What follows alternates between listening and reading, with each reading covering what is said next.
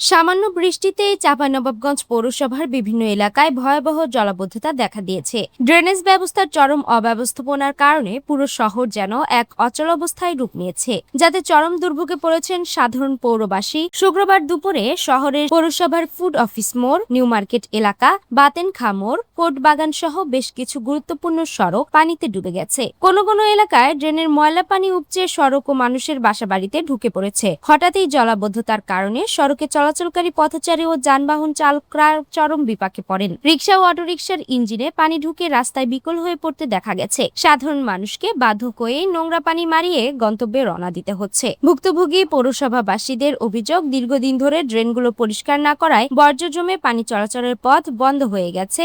অপরিকল্পিত ড্রেনেজ ব্যবস্থার কারণে প্রতি বছর বর্ষা মৌসুমে তাদের এই চরম ভোগান্তি পোহাতে হয়। দ্রুত এই সমস্যা সমাধানের জন্য তারা পৌর কর্তৃপক্ষের দৃষ্টি আকর্ষণ করেছেন। পৌর কর্তৃপক্ষ জানিয়েছে, জলাবদ্ধতা নিরসনে ড্রেন পরিষ্কারের কাজ চলছে, তবে যত্রতত্র প্লাস্টিক ও বর্জ্য ফেলার কারণে ড্রেনগুলো বারবার বন্ধ হয়ে যাচ্ছে। দ্রুতই বড় ড্রেনগুলোর সংস্কার কাজ শুরু করে স্থায়ী সমাধানের আশ্বাস দেওয়া হয়েছে।